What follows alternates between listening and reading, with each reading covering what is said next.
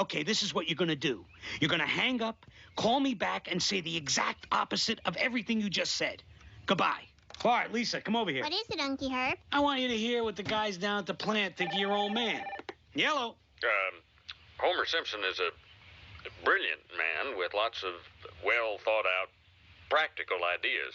He is ensuring the financial security of this company for years to come. Oh, yes. And his personal hygiene is above reproach.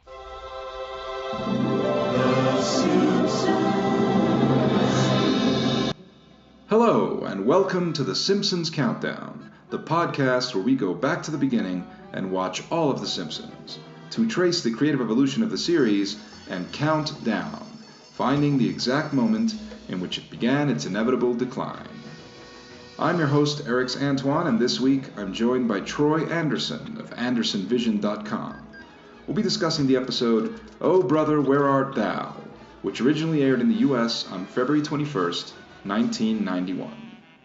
In this episode, Grandpa confesses that Homer has a half-brother, which then sends our hero on a quest. That brother turns out to be Herb Powell, a prosperous Detroit car manufacturer. Herb unwisely enlists Homer to design his company's new car, which results in a complete disaster that ultimately bankrupts him. This episode is a classic, as it introduces the frankly underused character of Herb Powell, played indelibly by Danny De Vito. It has a lot of sharp things to say about the car industry in America, American consumerism in general. It has quite a few great gags, including a whopper of an opening with McBain. It's just all around one of the great episodes. Troy and I are about to break it down. So without further ado, here we go.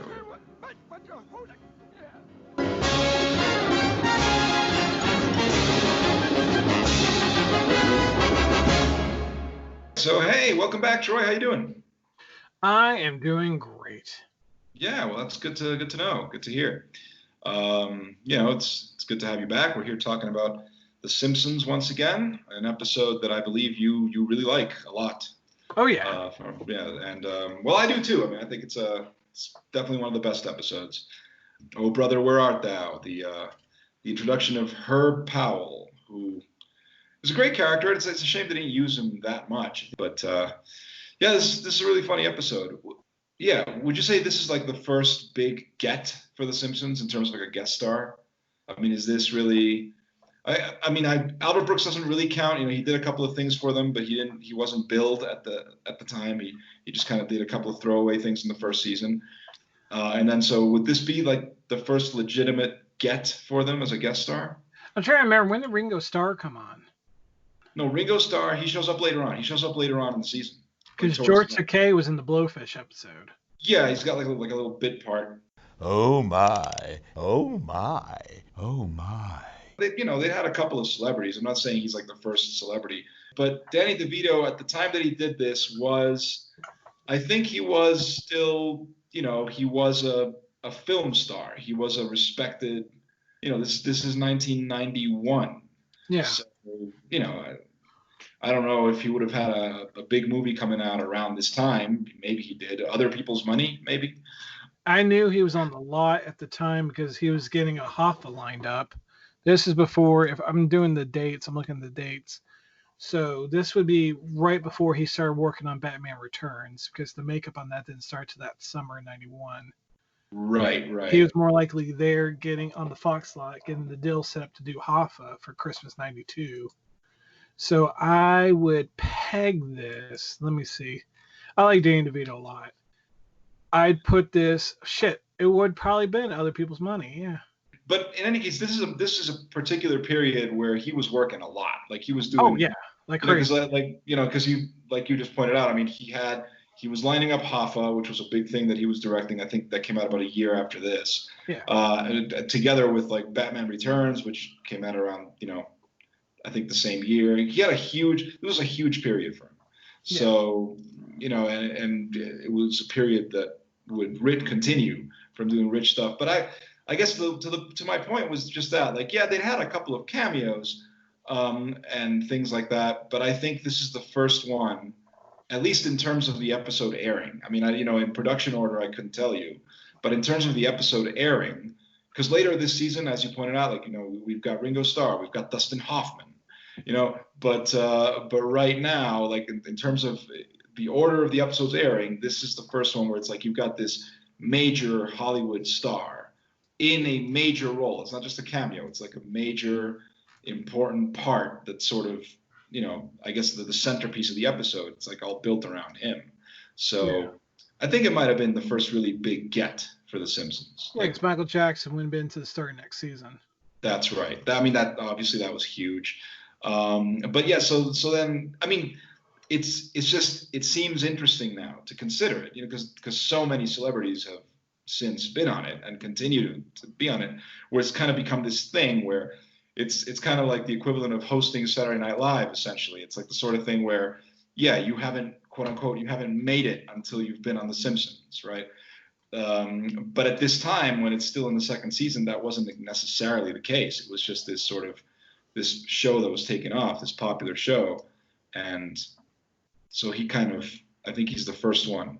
Even then, what happened there was they were doing the same thing they did with Albert Brooks, because Sam Simon was all over Taxi, and they were best friends for like a decade. So they were just leaning on, hey, you want to do me a favor and stop by? Right. And I do know, like, maybe there's a production order thing too, because when Dustin Hoffman did it, he didn't use his name, and then famously when Michael Jackson did it, he didn't use his name, and I believe it was after Michael Jackson did it and didn't use his name that they basically said, look, from now on, if a celebrity comes on and they've got to use their names. Like, we're done with that fucking shit. If like, anyone we get wants to be on the show, terrific, wonderful. It's wonderful to have them, and they must appear on the credits. Like, enough of that pseudonym horseshit. Well, there's a reason for that. I actually got a Fox marketing person tell me why they did that. Oh, okay. Well, please. Fox was getting their ass chewed out by SAG, saying, "What are you trying to pull?" They thought they were trying to undercut rates and like bend the books a little. So they leaned in. All the crowd just came together, and they said by the start, I think it was like the start of the midpoint of season 3, they're like, "Yeah, you use your name or you don't come on." Because I figure, look, I mean, as fun as it may be, I doubt that Danny De Vito or Dustin Hoffman or any of these people did it for free. You know what I mean? No. They might have been like, yeah, okay, I'll do it for scale or whatever, because it's a goof for them. I have no idea what it is. Usually when an actor uses a pseudonym, it's because it's a non-union thing or whatever, right? So, that's usually why that happens. Well, right? DeVito also did all of his lines in one take. Yeah, I'd heard something about that. He did all his lines, and it's not like with Pixar or whatever. Like, it was just he just went into a recording studio on his own, right? Yeah, and just did his lines. It wasn't like he was recording with the cast or with Dan Costello. Well, he left for some because Nancy Cartwright was in there recording at the same time. I'm trying to remember because she talks about in her autobiography, and she was like, literally, she was there just to help him out and everything, and he was just like, bam, bam, bam, bam, bam, bam, done. See ya. No, the man's a pro. I think that doesn't, he's an old pro, so that's what you get from an old pro. But that is funny, and he does a terrific job. That's the thing too. It's a fully formed character, I think. Obviously, very well written character. It's a really funny script, and it's Danny De Vito through and through. Okay, Homer, pick out anyone you want. Yeah, I'd like a big one. We don't have a big one. Why not? Because Americans don't want big cars. Well, then give me one with lots of pep. Sorry, our cars don't have pep. Why not? Because Americans want good mileage, not pep. Homer, tell the nice man what country you come from. America. Do you hear that, you morons? This is a really funny episode. We're about halfway through the season at this point, a little more than halfway, and here's where I think you really start to see that uptick in quality, because it's a very funny, very well-written episode. And, you say that you like it a lot, and I imagine it must be because of that. It's not just because of De Vito, right?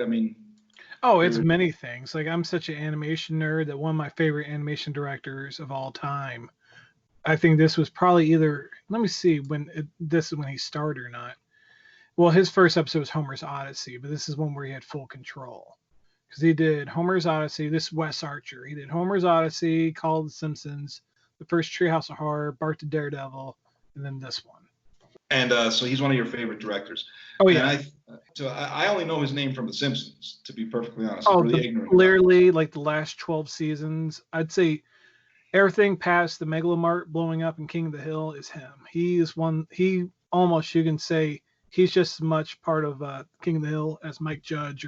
Well, the episode is definitely very well directed. You know, it opens with that parody with the McBain thing when they're watching McBain, and that's a really nicely animated sequence. As like an action fan, as somebody who like grew up on like, you know, B-grade action films and all that kind of thing, I can really appreciate that sequence is so well done that it really captures the look and feel of like a Joel Silver like action movie. Like, you know what I'm saying? Well, yeah, I mean, he's the same guy who ended up directing all the, you know, Vio con Dios for King of the Hill.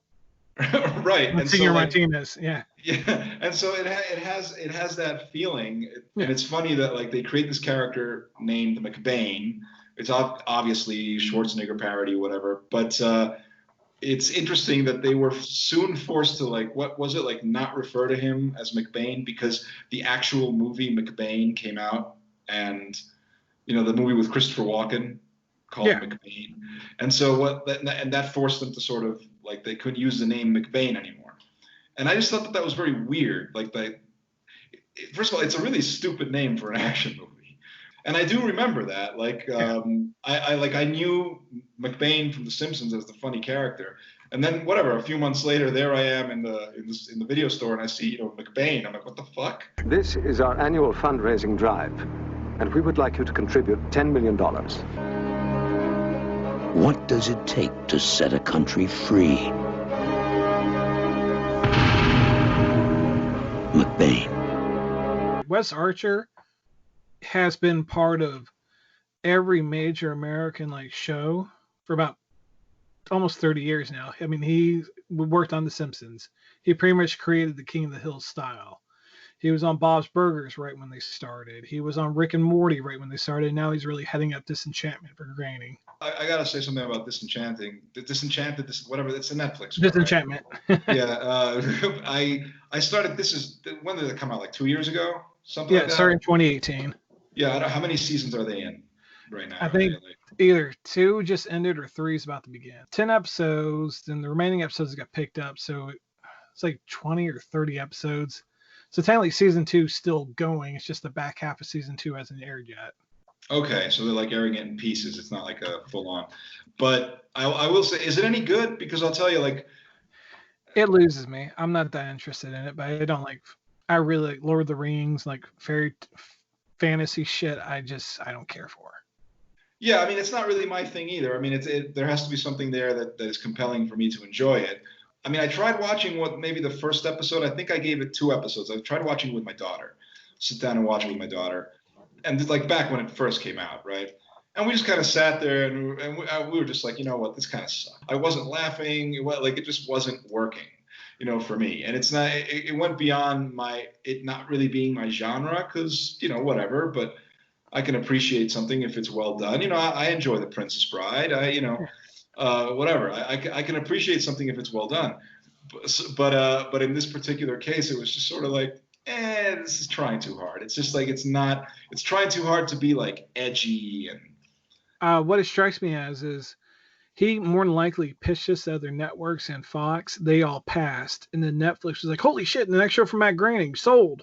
Yeah, I mean, that's exactly it. Obviously, Netflix, or like any of the streaming services right now, they're hungry for content, right? So they'll just be like, yeah, we need this. I mean, then Matt Groening is still a superstar. You know, whatever people may want to be criticizing about the whole thing, or whether or not The Simpsons is still good or whatever, but he still, his name still carries weight. Yeah, so, I mean, here's the thing about Matt Groening. People want to shit on him. The last 31 years of American animation ends and begins with him. He's at the point where he's almost a Walt Disney figure. That's part of what we look at here when, like, going back and watching The Simpsons, and just like, okay, so in 1991 when this episode aired, there really was nothing like this on TV. People maybe can't really appreciate that now, but we cannot stress that enough. This was a very unique thing. Just the way that it was, there was nothing like this. And then all of a sudden, of course, then eventually tons of stuff started coming out, which was clearly taking a page from this and then running with it, sometimes to good results, sometimes not so good. But I think everything that came throughout the 90s, like adult animation, whether you want to start that with Beavis and Butthead, and then you trace that through South Park, and then eventually getting a Family Guy, and all of that has its genesis right here. I think that's unmistakable. Homer, I need your help. You do? Yeah. I want you to help me design a car. A car for all the Homer Simpsons out there. And I want to pay you $200,000 a year. And I want to let you. I've actually been in business classes where this episode gets discussed. It's kind of where my love of it came from. That and the fact that I live literally 5 minutes away from one of the largest Ford auto factories in North America. I've grown up around cars a lot. But the fact of the matter is that a car failing is almost a generational thing. Whether it's the Tucker, the DeLorean, the Edsel. But again, like when you look at the time, 1991, America was coming out of the literal 10 years of getting their ass kicked by the Japanese. Right. And everything was going to those boxy block cars, Nissan, Volvo, Ford Escape, Ford Fusion. Everything was just a safe block of fiberglass and plastic. So, given the fact of the matter, I think all these cars I'm naming launched within either months before this episode or months after. Yeah, people were looking for something different, especially because the entirety of the 1980s in the auto industry, America lost. Japan owned everything.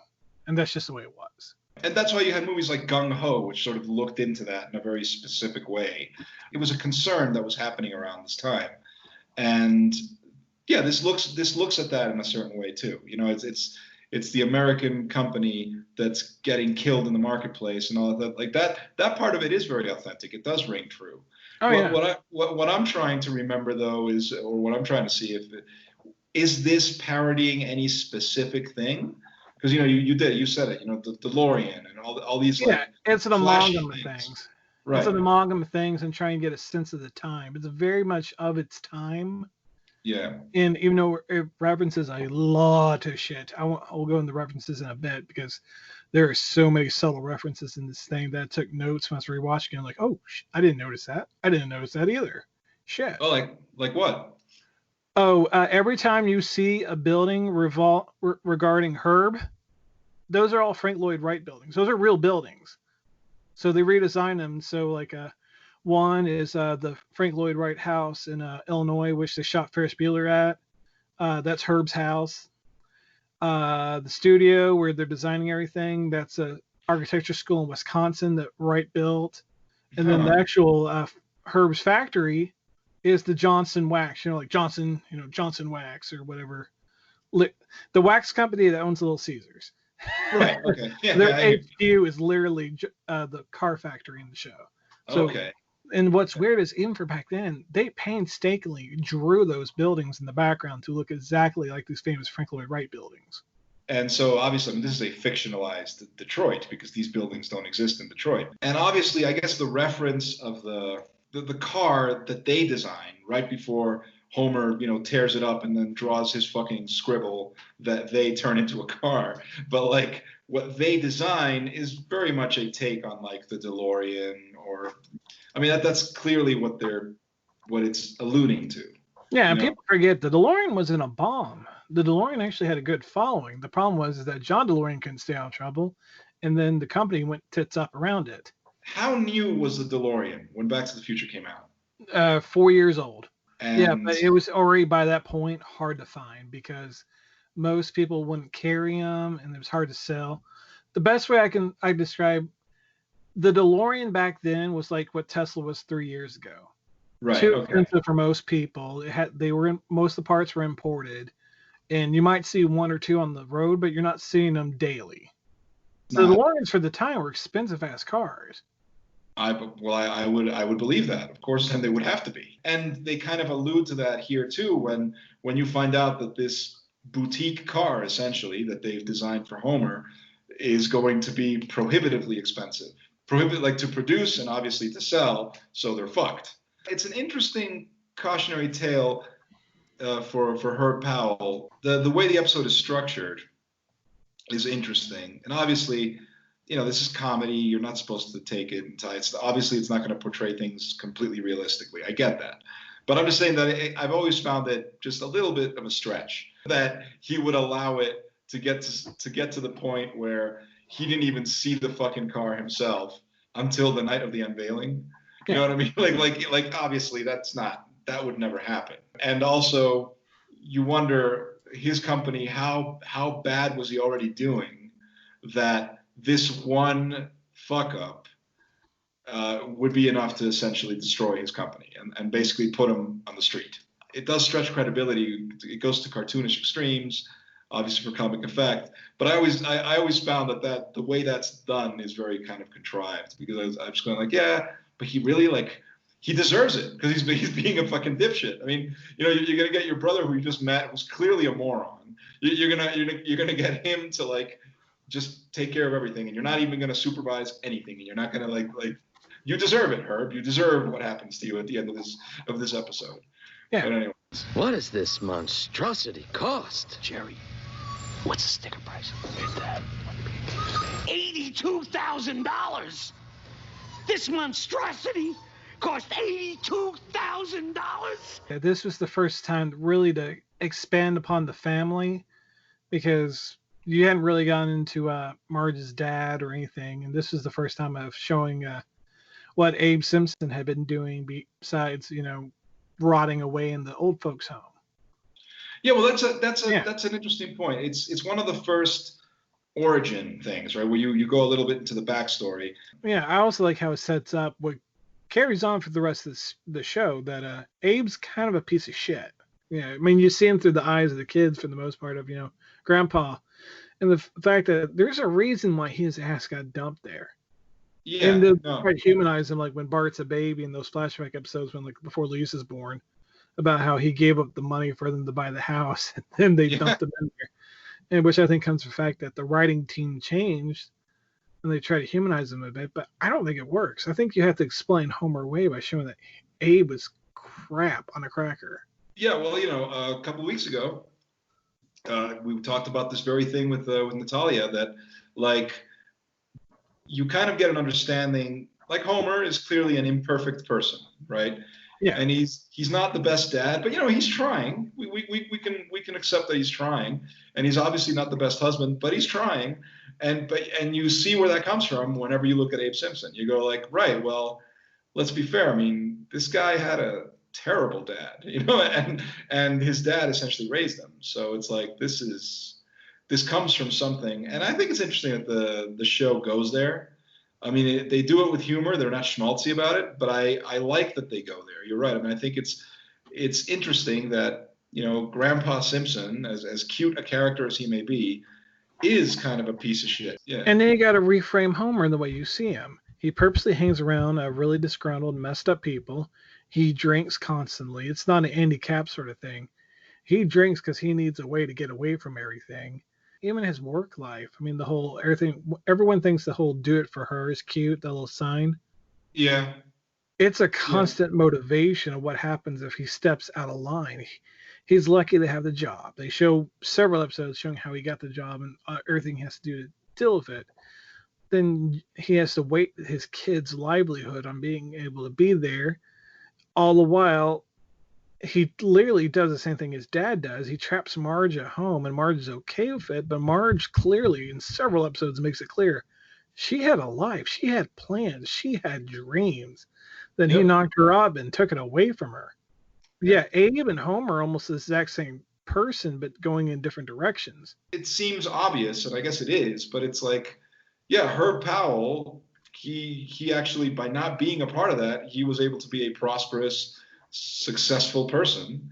That's why the Lisa Simpson's line at the end where she goes his life was an unbridled success until he found out he was a Simpson. It kind of speaks to that too. It's kind of this, it's a cursed family, so to speak, but it's not for nothing. It's not because it's not bad luck. It's just there's a history here. There's a history of terrible parenting, of terrible relationships of there's like a whole history here. There's a reason why the Simpsons are not a success, like beyond being this very sort of mediocre family, and it's something that is very subtle. Like it's not, it's integrated, it's woven organically into the fabric. So like you're watching this funny comedy, obviously, and it works brilliantly on that level, and that's really the part that matters.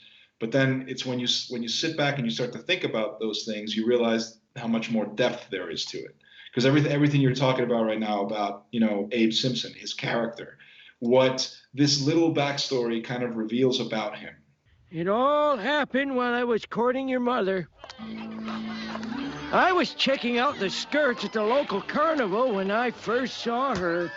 She did things your mother would never do, like have sex for money. I can see that one reason why De Vito didn't come back right away was because, he would have been very busy around this time.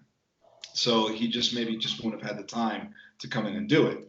But then eventually he would have probably been available. And I guess it just never happened. I guess they just never came up with a good enough script for it or whatever. Well, Sam Simon took off. I mean, people forget when Sam Simon got bought out of the show in the late 90s. And so he was the good friend with De Vito, so there was really no reason for De Vito to come back. I mean, Albert Brooks kept coming back because he's best friends with James L. Brooks, and James L. Brooks, he's going to ride this thing to his grave. It's morbid to say, which is weird. Sam Simon's dead now, not James L. Brooks. Yes, that's true. Well, I mean, we keep on mentioning Sam Simon's name, and I think it's important to point out I don't think he gets the credit that he deserves at all. I think he had a lot more to do with essentially the genesis of this show, like what we know of, the evolution of it, that period of it. He was a lot more influential than I think people realize or people want to accept. People will always talk about Matt Groening, they'll talk about James L. Brooks, and they deserve credit, absolutely. But Sam Simon is seldom mentioned in the same breath. Yeah. And they ran him off the show. Matt Groening, I mean, he's kind of softened about it, but Matt Groening really ran him off the show. And was there any reason for that? Just butting heads, where Matt Groening was more about the animation and trying to do more cartoon stuff, and Sam Simon was making a legit sitcom. Right, exactly. He was the one who was trying to do this thing where it's like, yes, this is animated, but this is ultimately a real show. This is a series, a comedy series about real people, realistic people and whatever else. A lot of shows we could point to probably have examples of this where it usually goes that way. Because right now I'm reading, it's Star Trek, the 50-year mission. It's this, I'm taking a look at that, and it goes into the history of the show and everything. Yeah. And so because it's something written more recently and it has like more candid oral history type stuff, so obviously it acknowledges that Gene Roddenberry might have been a piece of shit. It acknowledges that, but it also points out how many other people were involved, people that that don't get the credit that they deserve. I think it always goes that way. You always have this situation where shows it's never one person. It's never one person or two people. It's a collaborative thing. But a lot of times, very influential voices get pushed out. I always wonder why that happens. Well, I mean, Sam Simon caught shit so much. When Brad Bird even says he left the show because Sam Simon left. Yeah. But Sam Simon got him in trouble with Fox because at the end of season 1 started right about this period we're looking at. He's when everybody goes, Smithers is gay, right? Why don't we just make him gay? And they were like, what? And then, I mean, Fox ate his ass up. Like, why are you doing this? It's a cartoon. And it's like, gay people exist. Why can't he be gay? He's gay. And that shows you kind of there's a difference because when the character of Carl, in a few episodes ago, like with in Simpson and Delilah, you have the secretary that Homer hires, and that character voiced by Harvey Fierstein, an openly gay actor, and that character is clearly gay. And at the time in interviews, when they asked Matt Groening, so is that character gay? And his answer was really kind of wishy-washy. It was like, It was, well, he's whatever you want him to be. And I'm like, you know what? Just own up to it. Just say, yes, he's gay. Well, Matt Groening hated spelling anything out. Like Matt Groening, like the most famous fight I've heard about this conventions and otherwise was Treehouse of Horror 1. Matt Groening fought tooth and nail to the point where the animation was being finished on the Raven story. Yeah, he didn't want to do it, right? He thought it was the stupidest thing ever made. And Sam Simon's like, it's going to play well. And they were arguing about, James L. Brooks had to settle the fight between the two of them because that's how bad he was getting. It is interesting. Like, I didn't realize that there was that much animosity between them. Like, I didn't realize that it was like that. So, but it took a while, right? Because Sam Simon was on the show for quite a bit, right? I mean, he was driving all the writing on the show for about the first 4 seasons. Yeah. And then they started paying him. They gave him $20 million a season not to show up. And then by 98, 99, they said, what number does it take you to just give you a credit and just not be here? And so he threw out a random number and Fox said, deal. Wow. Well, I mean, he cashed in. Well, also when he was kicked off the show, he went and created the Drew Carey show. He was working with George Carlin. I mean, he was doing other things. Hell, people forget he was setting up the World Series of Poker as a joke because he used to be married to Jennifer Tilly, and Jennifer Tilly got him into gambling. I mean, he was doing all sorts of shit, and he was just collecting Simpsons money. So, I mean, he's going Howard Stern's show, and they're like, he goes, yeah, I'm the world's richest retiree. I get paid to sit on my ass. I mean, and I think it speaks for itself. The quality of those first years is unmistakable. And he clearly had a guiding hand there, you can tell. I mean, it's just there. According to our records, Mr. and Mrs. Powell adopted your brother and named him Herbert. Herbert Powell! Great! Where can I find him? I'm sorry, I'm not allowed to release that information. Oh, please! This is my life we're talking about here. Well, I do sympathize with your situation, Mr. Simpson. After all, your brother could be anywhere. Even Detroit. I know he could be anywhere. That's why I want you to narrow it down. Please. You know, Mr. Simpson, if you ask me, the city of brotherly love isn't Philadelphia, it's Detroit. Well, if you ask me, changing the subject makes you the most worthless, heartless excuse for a human being I ever... Read between the lines, you fool. No. Oh, I get it. Okay. Here's $20. Now, will you tell me where my brother lives? Detroit. He lives in Detroit. Oh, absolutely. This is a very high-rated episode, right? The highest-rated show on Fox that week, and the second highest thing on American TV that week. Yeah, it was huge. And I mean, they touted the whole Danny De Vito thing, obviously. Oh, yeah. That was like a big deal. And it was the sort of thing where that was a draw. That was a draw for people. Probably people who maybe don't even normally watch the show were like, oh, that sounds like that might be fun. Let's watch that. Well, I mean, you know why they made the sequel episode in season 3, don't you? Because it was so popular, right? No, because fans hated the ending. Well, that makes sense too. Because I mean, to be like, even though like what I said earlier is that like he kind of gets what he deserves for just being, for like, I mean, what do you expect? You entrust this to your moron of a brother. What did you expect was going to happen?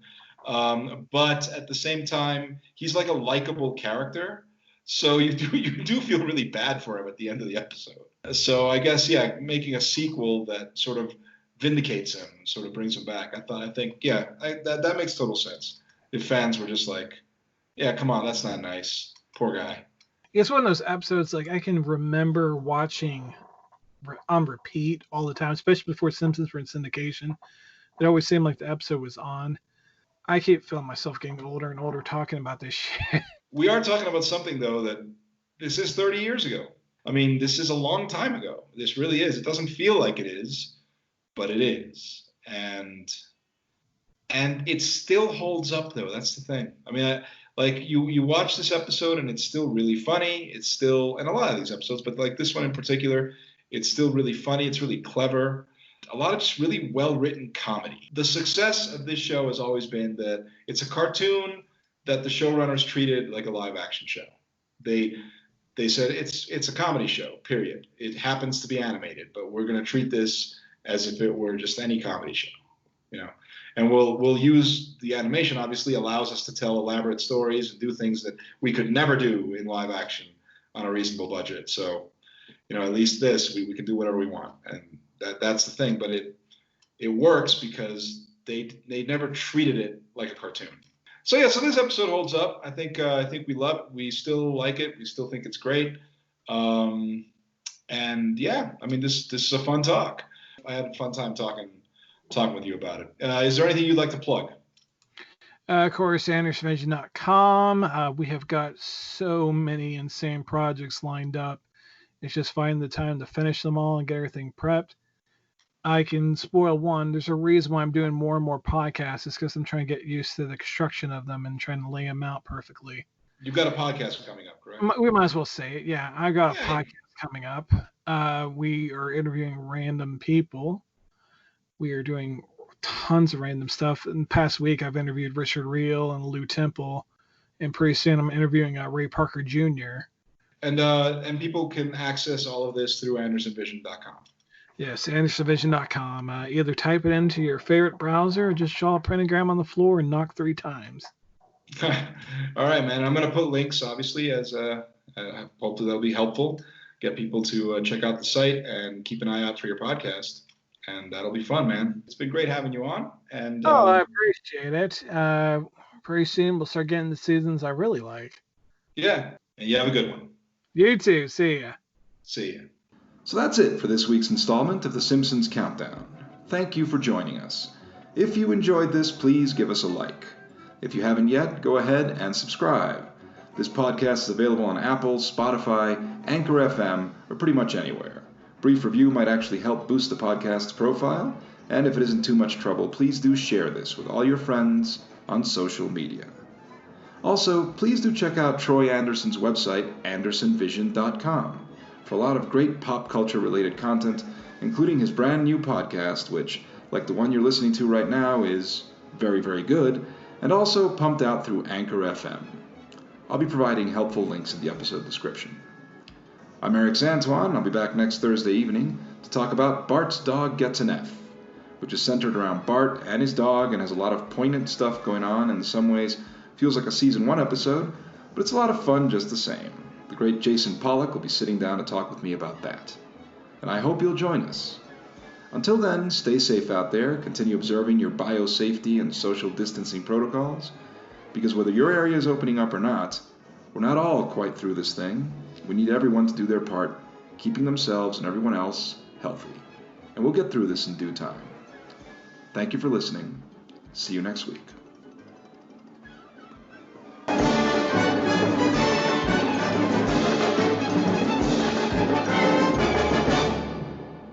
The DeLorean. Gull-wing doors rise effortlessly, beckoning you in... Shh.